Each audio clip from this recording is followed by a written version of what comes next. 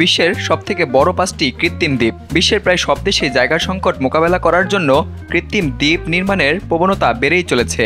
সমুদ্রের মধ্য থেকে অথবা উপকূলবর্তী অঞ্চলে মাটি এবং বালি সংগ্রহ করে বিশাল এলাকা তৈরি করা হয়, যা নতুন বসতি, বাণিজ্যিক কেন্দ্র, পর্যটন এবং শিল্পাঞ্চল হিসাবে কাজ করে। আধুনিক প্রকৌশল এবং প্রযুক্তির সাহায্যে নির্মিত এই দ্বীপগুলো একদিকে যেমন অর্থনৈতিক সম্ভাবনার কেন্দ্র, অন্যদিকে পরিবেশগত এবং মানব সৃষ্টিশীলতার প্রতীক। চলুন বিশ্বের সবথেকে বড় 5টি কৃত্রিম দ্বীপের কথা বিস্তারিত জানি। প্রথমেই রয়েছে পাম জুমেইরা, দুবাই, সংযুক্ত আরব আমিরাত। পাম জুমেইরা হচ্ছে দুবাইয়ের উপকূলে তৈরি কৃত্রিম দ্বীপ, যা তালের গাছের আকারে তৈরি।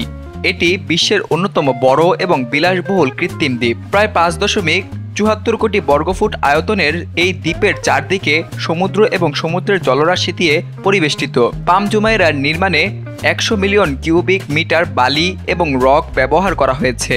এখানে বিশ্বের সবথেকে দামি হোটেল এবং রিসর্ট যেমন অ্যাটলান্টিস দি পাম অবস্থিত, যা বিলাসবহুল আতিথেয়তার জন্য প্রসিদ্ধ। এর পরের অবস্থানে রয়েছে দি ওয়ার্ফ, কুয়ালালামপুর, মালয়েশিয়া। দি ওয়ার্ফ কৃত্রিম দ্বীপ মালয়েশিয়ার অর্থনৈতিক এবং বাণিজ্যিক উন্নয়নের এক গুরুত্বপূর্ণ প্রকল্প। মূলত জলাশয় থেকে উদ্ধারকৃত বালি এবং মাটির সমন্বয়ে এটি গড়ে উঠেছে। আধুনিক পরিকল্পনায় গড়ে ওঠা এই দ্বীপে আছে আবাসিক, বাণিজ্যিক এবং বিনোদন ক্ষেত্র। এই দ্বীপে মালয়েশিয়ার বহুজাতিক company, shopping complex, restaurant, park এবং পর্যটন কেন্দ্র রয়েছে। এটি কেবল নতুন জমির সৃষ্টি নয়, বরং কুয়ালালামপুরের অর্থনীতির আধুনিকায়ন এবং বিস্তারের অন্যতম মাধ্যম। তৃতীয় অবস্থানে রয়েছে কানসাই এয়ারপোর্ট, আইসল্যান্ড। জাপানের কানসাই আইল্যান্ড নির্মাণ কাজ 1987 সালে শুরু হয়ে 1974 সালে সম্পন্ন হয়। এটি 1160 হেক্টরের বেশি বিস্তৃত সম্পূর্ণ কৃত্রিম দ্বীপ, যেখানে কানসাইয়ে আন্তর্জাতিক বিমানবন্দর অবস্থিত। এই বিমানবন্দর ওসাকা এবং আশেপাশের অঞ্চলকে আন্তর্জাতিক মানচিত্রে পরিচিত করেছে। দ্বীপ নির্মাণের জন্য সমুদ্রের মধ্য থেকে লক্ষ লক্ষ কিউবিক মিটার বালি এবং পাথর উত্তোলন করা হয়। বিমানবন্দর ছাড়াও দ্বীপে বিভিন্ন বাণিজ্যিক অঞ্চল, গুদাম এবং শিল্পাঞ্চল গড়ে তোলা হয়েছে। জাপানের অর্থনৈতিক এবং পরিবহন ব্যবস্থায় এটি এক গুরুত্বপূর্ণ অবদান। চতুর্থ অবস্থানে রয়েছে নেওম্বুরা দ্বীপ, দক্ষিণ কোরিয়া। দক্ষিণ কোরিয়ার এই দ্বীপটি মূলত আধুনিক প্রযুক্তি এবং শিল্প উন্নয়নের জন্য নির্মিত কৃত্রিম দ্বীপ। প্রায় 3.34 বর্গ কিলোমিটার আয়তনের এই দ্বীপে রয়েছে অত্যাধুনিক কারখানা, গবেষণাগার, শিল্প সংস্থা এবং আবাসিক এলাকা। দ্বীপটির পরিকল্পনা হয়েছে পরিবেশ বান্ধব এবং সবুজ প্রযুক্তির ব্যবহার করে। এটি দক্ষিণ কোরিয়ার অর্থনীতির নতুন কেন্দ্র হিসাবে গড়ে উঠেছে এবং প্রযুক্তি খাতে কর্মসংস্থান বৃদ্ধি করেছে। পঞ্চম অবস্থানে রয়েছে কুইন এলিজাবেথ দ্বীপ, কানাডা। টরন্টোর উপকূলে গড়ে ওঠা কুইন এলিজাবেথ দ্বীপটি প্রায় 1200 একর আয়তনের কৃত্রিম দ্বীপ। এটি মূলত শহরের বিস্তার এবং পর্যটন উন্নয়নের উদ্দেশ্যে তৈরি। দ্বীপে রয়েছে পার্ক, আবাসিক এলাকা, সাংস্কৃতিক কেন্দ্র এবং পর্যটকদের জন্য বিভিন্ন বিনোদন কেন্দ্র।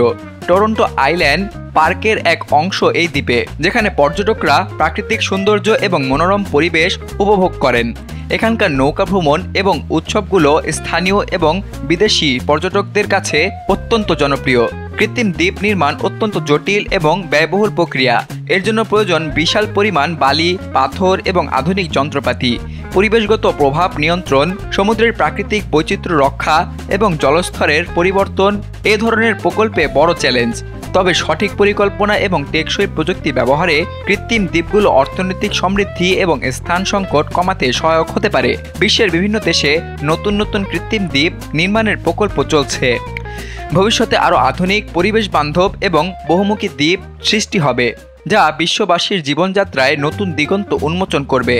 পৃথিবীতে জায়গার সীমাবদ্ধতা এবং দ্রুত বাড়তে থাকা জনসংখ্যার চাহিদা মেটাতে কৃত্রিম দ্বীপ নির্মাণ এক অত্যাধুনিক সমাধান হিসেবে আবির্ভূত হয়েছে। পাম জুমেইরা বিলাসিতা, কানসাই বিমানবন্দরের আধুনিকতা এবং কুইন এলিজাবেথ দ্বীপের সাংস্কৃতিক রূপায়ণ এই প্রক্রিয়ার এক অনন্য নমুনা।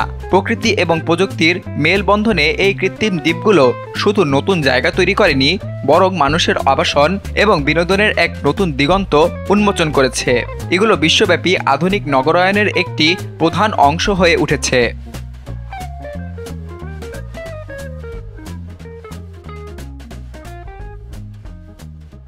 সকল প্রকার খবর জানতে এখনই সাবস্ক্রাইব করে রাখুন আমাদের চ্যানেল বাংলাদেশ কণ্ঠে।